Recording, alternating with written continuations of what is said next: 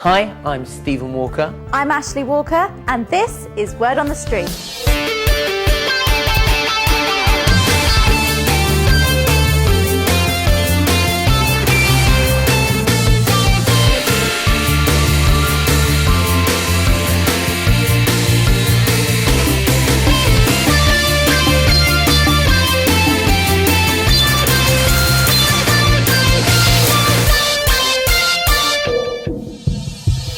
In this week's programme, Living London. Our friend arrives to experience life in the capital. I've never seen anything like this before. Planes, buses, taxis and trains. But it's the best way to get around by boat. I didn't realize people in London travel around on boats. And the river at the heart of the city. We look at life on the River Thames. Hi and welcome to the programme. We both live in London and we love it here. It's an amazing city with loads to offer. Every year, millions of visitors come to the UK just to see London. Of course, visiting London's not the same as living in London. You see a totally different side of life.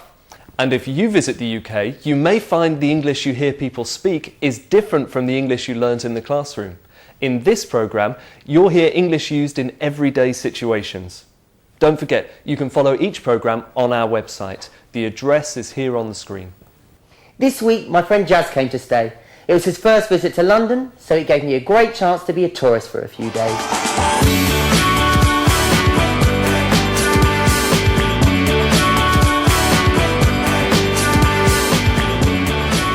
There she is. Hi! Great to see you, Ash. This is Jazz. Hi, nice to meet you, Jazz. Nice to meet you, Ashley. I've never been here before. I have always wanted to visit London. Wow, this is your first visit to London. You've never been here before. No. Well, I'm glad you could come. We're really looking forward to showing you around. Come on, let's get going. Here, let me help you with this bag. Oh, what have you got in here? It weighs a ton. Oh, come on, we need to get a move on. Stephen's brought his friend Jazz over to London for a few days, so we're going to give him a tour of the city and show him the sights. Come on, Ash, we need to get to central London for your surprise. Surprise? What, for me? I've got a surprise. Come on, Ash.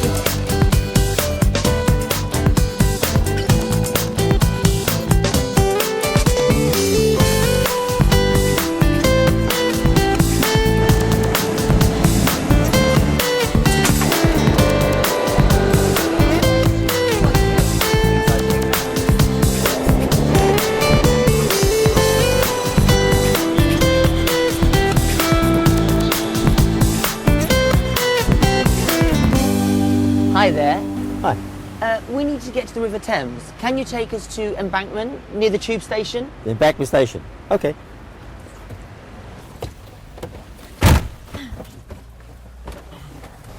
Oh no. My bag, where's my bag? I can't believe it, I've lost it. Damn it, I'm gonna have to go back there and get it. Did you have it with you on the train? Are you sure you had it with you on the train? You had your bag on the train. Definitely. You put it on the... how do you say that in English? The luggage rack, yeah. Did you put it on the luggage rack, Ash? You're right, I'm sure I had it with me on the train. Oh my gosh, my phone is in my bag. Oh, I'm gonna have to go back. Ashley, you missed a surprise. Oh, how annoying. You guys go on ahead and I'll catch up later. Are you sure? Yeah, don't worry. I'll give you a call later.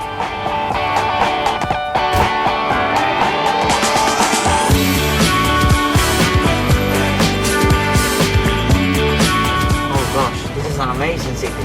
What is that building over there? Oh, that's the Royal Albert Hall. I hope we're going to get there on time. The traffic in London is terrible. Is the traffic always this bad? Oh, you should see it in rush hour. Sometimes it's quicker to walk. In fact, maybe we should. Are you okay with walking? Is it a long way? It's about 10 minutes walk to the flat from here. Okay, that's fine. I think we can manage with this bag. Can you pull over here, please?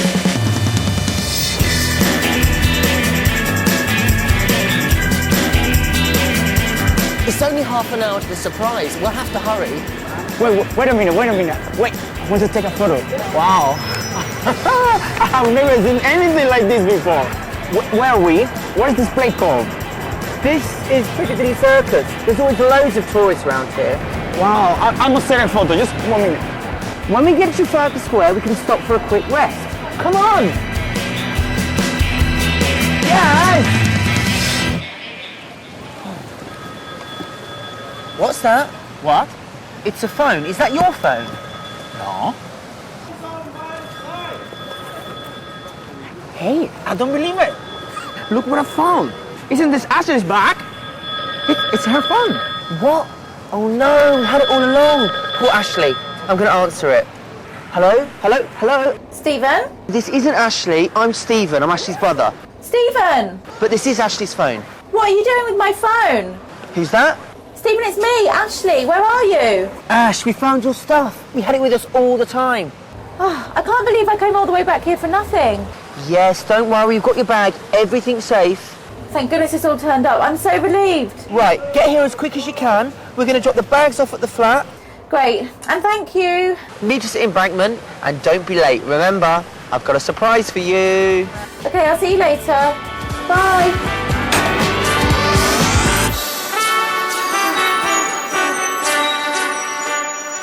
We'll be back with Jazz a little later, but first, let's go through all of that with our English language expert, Rob, from the British Council. Oh, now that was funny. When Ashley's phone rang and we had it with us all the time. Jazz speaks English really well, doesn't he? Do you think so? You're the teacher. Yeah. The most important thing is that people understand you, and I can understand Jazz perfectly. A few small mistakes don't matter. If people can understand you, it's fine. I'll tell you one thing I noticed that I really liked. Watch this. My bag. Where's my bag? I can't believe it. I've lost it. You had your bag on the train. Definitely. You put it on the... how do you say that in English? The luggage rack, yeah. Did you put it on the luggage rack, Ash? Jazz didn't know how to say luggage rack in English, but he didn't let that stop him. You had your bag on the train. Definitely. You put it on the... how do you say that in English? The luggage rack, yeah. Did you put it on the luggage rack, Ash? He showed you what he meant, and he asked you for help. How do you say that in English? If you don't know how to say something in English, find another way to get your message across. Ask for help. For example, how do you say that in English? What do you call this in English? Stephen, what do you call this in English? That's a pen. People will help you. When you don't know a word, ask for help. Now, Stephen, do you know what the present perfect is? Yeah, it's, I don't know. Well, it's like a tense, like present tense or past tense. But don't worry about it. Lots of students studying English do worry about it, so I wanted to say a little bit about the present perfect. Listen to two things Jazz said. Nice to meet you, Ashley. I have never been here before. I have always wanted to visit London. Wow. I have never seen anything like this before. I've never seen anything like this before. It's his first visit to London, right? Right. So, he's never seen anything like this before in his life. He's talking about in his life. He's never seen anything like this. That's right. He says, I have never seen, because he's talking about in his life. It's the same with always. Jazz said, I've always wanted to visit London. I have never been here before. I have always wanted to visit London. I've always wanted to visit London. Again, he's talking about in his life. Is that the present perfect? Yes, I have wanted, or he has wanted, are examples of the present perfect tense. We often use it with never or always to talk about things we have done or haven't done in our life. Look at some more examples. She's never been to India. I've always loved football. And in questions, we use ever. Have you ever broken your leg, Stephen? Never. I've never broken my leg in my life. So the ever means in your life. I get it. We use the present perfect in other ways too. But when we use the words never, always, and ever, we're often talking about in my life. Have you ever had a better student than me? Never, Stephen, never. Oh, well, thanks, Rob, and we'll chat to you again later. And now it's time for our weekly quiz, Streetwise.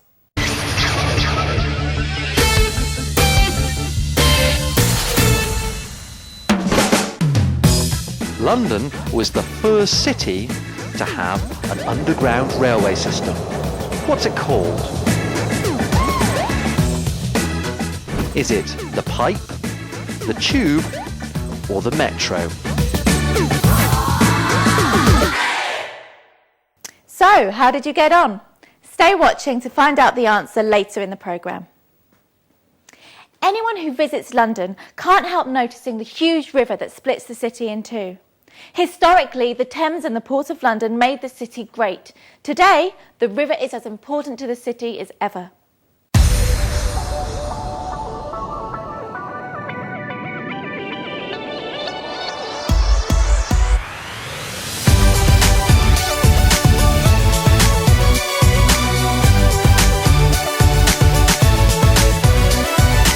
This is the River Thames. It's almost 346 kilometres long and is the second longest river in Great Britain.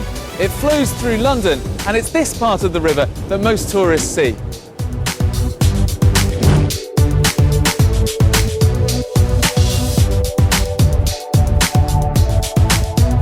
But there's more to the Thames than a trip down the river. The Romans built a settlement on the River Thames, and over the centuries it grew into the City of London with a huge port. Ships from around the world brought food, goods and people to the capital. But by the 1980s, most of the docks had closed and the area became run down. A lot of money has been invested in this huge riverside area, and today it's known as Docklands. The old warehouses are now attractive apartments. There are new office buildings, shopping centres and leisure facilities too. People enjoy living and working by the river. People also enjoy living on the water. This is a houseboat on the Thames.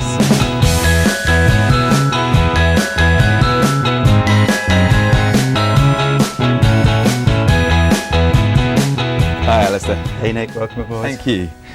So why do you live on a houseboat? I love being close to the water, and it's a brilliant place to invite friends over. What's it like to live on a boat? In the summer it's beautiful, and in the winter it's a bit cold. Can you give me a tour? Please, follow me. So this is the kitchen. The bedroom. I like it. What's the best thing about living on the river?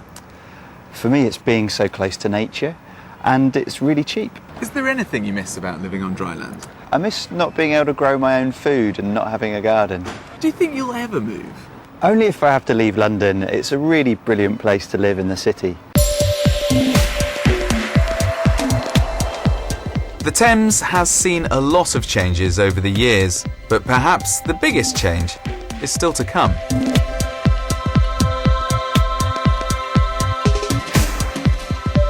This image is of the River Thames frozen over. It's not a real photograph, it's been created digitally. It shows the effect climate change may have on the river if temperatures drop significantly. They were created by two illustrators, Didier Maddock-Jones and Robert Graves. Didier, tell us about this exhibition. We wanted to create postcards from the future, well-known views of London, to show people how it might look with the effects of climate change. Why does this one show the Thames frozen over? Well, some scientists think that we might experience a new mini ice age with very cold winters, and in the summer would experience flooding due to melting ice sheets. Do you think that could really happen? Nobody really knows. The point of the exhibition was to get people thinking about climate change and the future of London.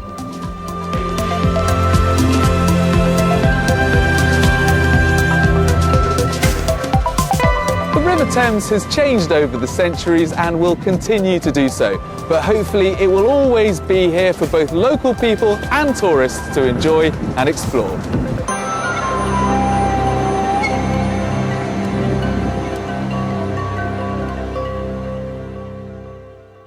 And if you'd like more help with the language you heard there, you can go to our website. The address is on the screen. You're watching Word on the Street. Still to come in the programme, the lights of London. We get the best views of the city. And have you worked it out yet? Stay watching to find out the answer to Streetwise. London has been a city since Roman times, and it's constantly expanding and changing. Like any city, London has to adapt to the needs of the people who live there. In this week's Seat on the Street, we asked an expert to predict what the city of the future might look like.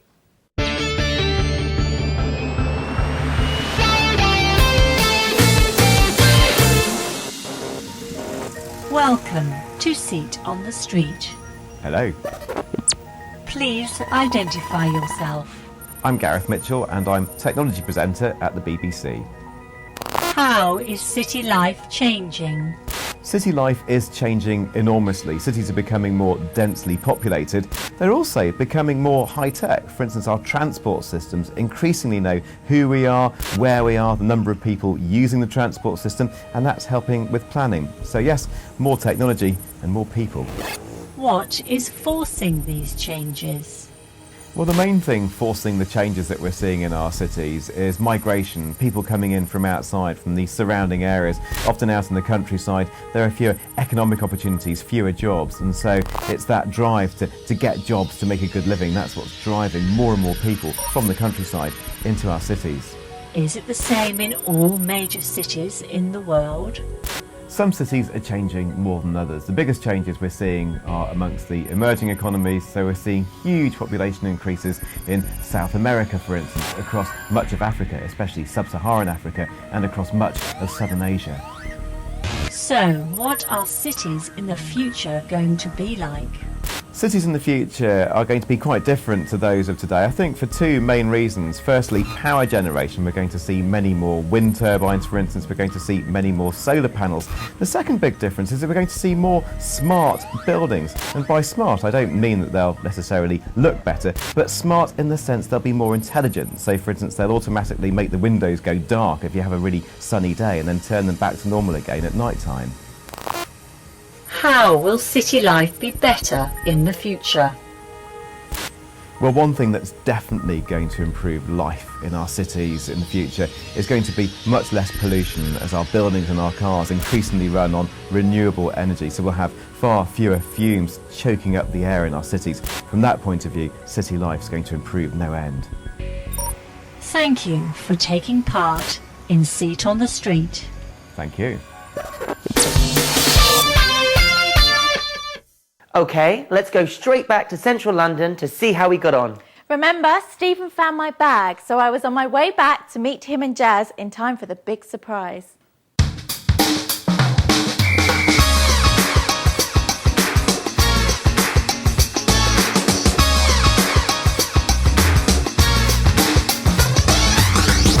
Do you know how many different types of transport we have been on today? Well, we arrived on a plane, then took a train, then a taxi, and now we're on a boat on the River Thames. Wow, amazing. I didn't realize people in London travel around on boats. Well, there's a lot less traffic on the river, and it's a great way to see the sights.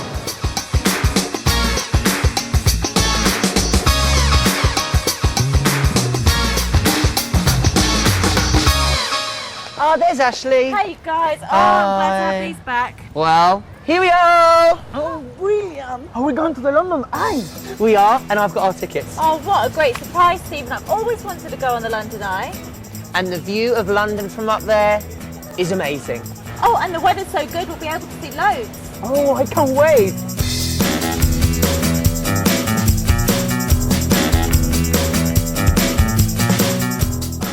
There you go, mate. The Houses of Parliament. There's Big Ben. Over there is St. Paul's Cathedral. What a view. Wow, this is amazing. The city looks great from up here. That's a strange building. What is that? Oh, that's what we call the Gherkin. It's one of London's famous office blocks. Cool, this is fantastic. And there's one thing we haven't done today. Here's something to remind you of your trip to London. Oh, the London Underground. We haven't been on the London Underground today. Thanks so much, Stephen. I'm never going to forget this day.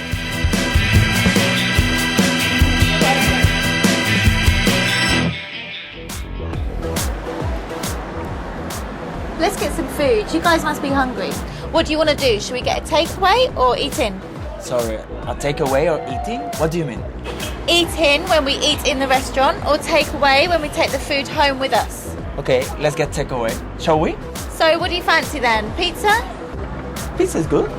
Yes, pizza sounds good. And I know a great place right near the flat. Oh no! You guys are never going to believe this. I've left my purse on the London Eye. Did you get your purse back? Yeah, I did, luckily. I'm so forgetful sometimes. That's good. And the views from the London Eye look fantastic. Was it the first time you've been on it? Yeah, it was great. Amazing views. And it was definitely the first time Jazz has been on it. Actually, did you hear me talking to Stephen about the present perfect last time? Yeah, I've always wanted to visit London. I've never seen anything like it, things like that. Exactly.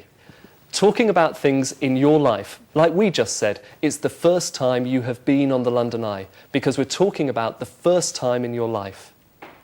I heard some more examples of the present perfect this time. Watch this. Do you know how many different types of transport we have been on today? Well, we arrived on a plane, then took a train, then a taxi, and now we're on a boat on the River Thames.